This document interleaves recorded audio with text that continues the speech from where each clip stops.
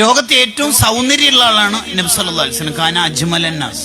സൗന്ദര്യത്തിന്റെ പകുതി യൂസുഫ് നബി അലൈഹി സ്വലാമിന് എന്ന് പറയുമ്പോൾ ബാക്കി പകുതിയല്ലേ ഉള്ളൂ എന്ന് ആശങ്കപ്പെടാനൊന്നുമില്ല.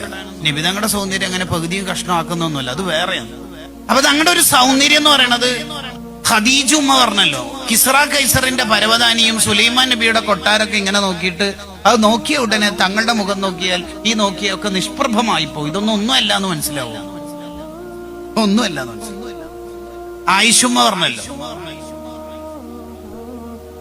നബി സല്ലല്ലാഹു അലൈഹി വസല്ലം തങ്ങളുടെ സൗന്ദര്യം ആ യൂസുഫ് നബിയുടെ സൗന്ദര്യം കണ്ടിട്ട് കൈ മുറിച്ച് മരണപ്പെട്ടു പോയ പെണ്ണുങ്ങന്മാരെങ്ങാനും കണ്ടിരുന്നെങ്കിൽ ഓരോ ഹൃദയത്തിന് ഇങ്ങനെ കത്തിവെച്ച് ഓരറിയില്ലായിരുന്നു യൂസുഫ് നബിയായിട്ട് എന്തോ ഒരു ലഫ് ഉണ്ട് എന്ന് സലീഖക്കെതിരെ വർത്താനം വന്നപ്പോഴാണ് സലീഖ അത് ചെയ്തേക്കുന്നത്.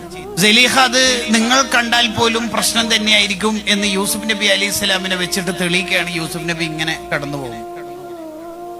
അങ്ങനെയാണ് ആ പെണ്ണുങ്ങള്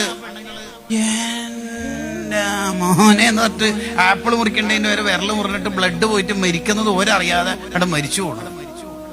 യൂസുഫ് നബി അലൈഹി സ്വലാമിനെ കണ്ട ആ പെണ്ണുങ്ങൾ അങ്ങാനും തങ്ങളെ കണ്ടെങ്കിൽ ഹൃദയത്തിൽ കത്തിവെച്ചാൽ പോലും ഒരിക്കൽ ബോധമൊന്നും ഉണ്ടാവില്ല. ആ സൗന്ദര്യത്തിന്റെ കടുപ്പ പറയണം. ആ തങ്ങളെ ഏറ്റവും സൗന്ദര്യത്തിൽ ജീവിച്ച ആളാണ്. തങ്ങൾ ഒരു വഴിയിലൂടെ പോയാൽ ആ വഴിയിൽ സുഗന്ധം ഉണ്ടാവും, കസ്തൂരിയേക്കാൾ ഗന്ധം. തങ്ങൾ ഒരാളെ മുസാഫത്ത് ചെയ്താൽ ആ കൈക്കുണ്ടാവും കുറെ ദിവസത്തേക്ക് കസ്തൂരിയുടെ മണം.